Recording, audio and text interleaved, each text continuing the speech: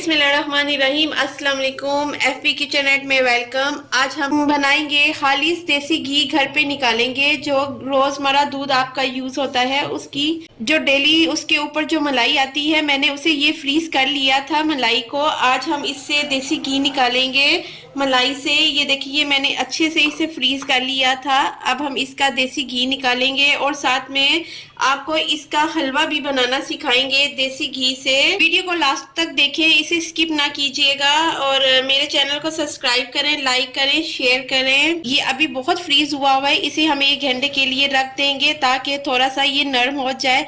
फिर हम इसकी मलाई निकालेंगे और फिर इसका घी निकालेंगे, देसी घी निकालेंगे। ये देखिए हमने इसे 1 घंटे के लिए रख दिया था, ये काफी अब नरम हो चुका है। अब हम इसका देसी घी निकालते हैं।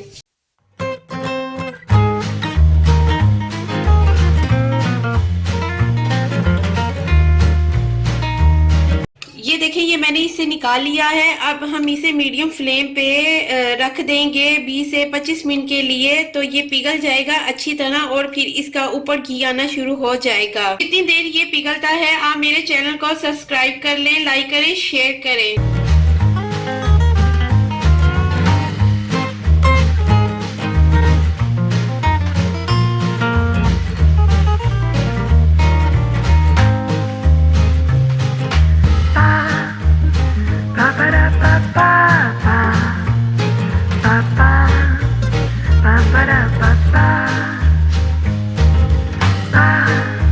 मलाई अच्छे से ये मेल्ट हो गई हुई है। अब ये देखिए इसमें उबाल आ रहा है, इसके बबल्स बन रहे हैं। आहिस्ता आहिस्ता आपने इसका चम्मच भी हिलाते रहना है ताकि नीचे से ये ना लगे। ये 20 से 25 मिनट में इसका घी निकलना शुरू हो जाएगा।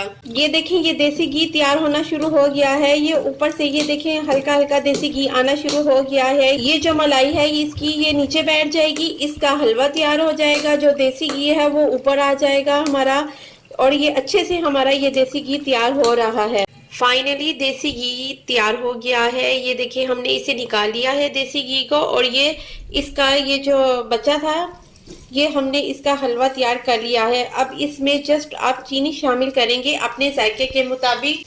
आप जितनी चीनी पसंद करते हैं आप इसमें चीनी शामिल कर दें।